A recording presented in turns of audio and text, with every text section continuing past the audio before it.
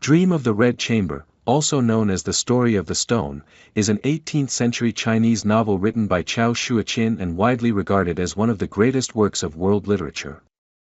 It is a monumental family saga, philosophical novel, and social critique that explores love, fate, illusion, social decline, gender roles, and the impermanence of wealth and power. Partly autobiographical, the novel reflects the rise and fall of an aristocratic family during the Qing dynasty and is deeply rooted in Buddhist and Taoist thought. Rather than focusing on heroic action, the story examines emotional life, inner conflict, and the quiet tragedy of human attachment. The mythical frame, illusion and destiny. The novel opens not with realism, but with myth. A sentient stone, left unused during the creation of the universe, longs to experience human life. A Taoist priest and a Buddhist monk grant this wish, warning the stone that earthly existence is full of suffering and illusion. This stone is later reincarnated as Jia Baoyu, the novel's central character.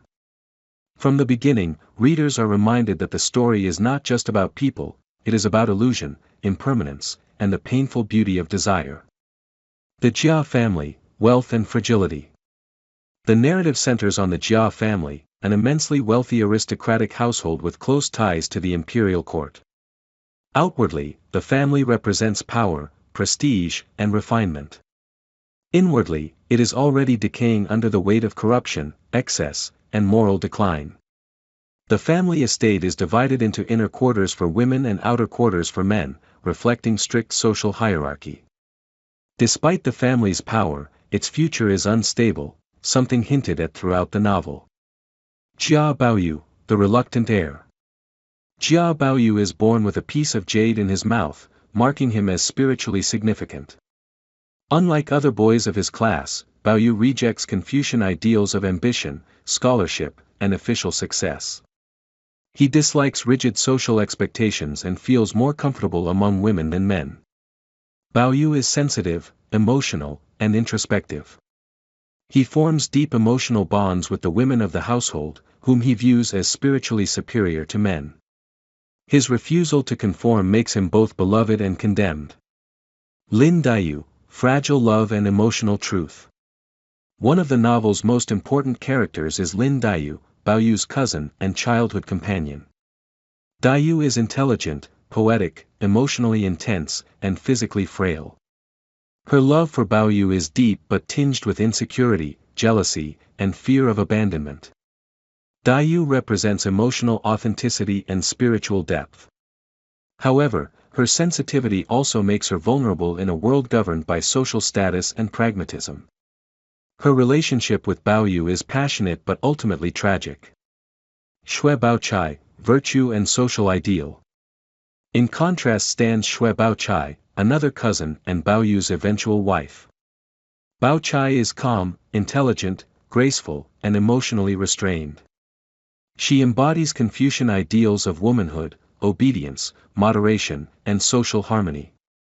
While Baochai genuinely cares for Baoyu, her role in the story highlights the tension between emotional truth and social expectation. She is the correct choice, but not the one Baoyu's heart truly desires. Love triangle and inner conflict. The emotional core of the novel lies in the love triangle between Baoyu, Dayu, and Baochai. Baoyu's soul is bound to Dayu, yet family pressure and social norms push him toward Baochai. This conflict reflects the novel's central tragedy, the incompatibility of authentic emotion with rigid social systems. Love, in this world, must often submit to duty. A world of women. One of the novel's most remarkable features is its rich portrayal of women. The inner chambers of the Jia household are filled with intelligent, artistic, emotionally complex women, maids, cousins, and noblewomen, each with her own story.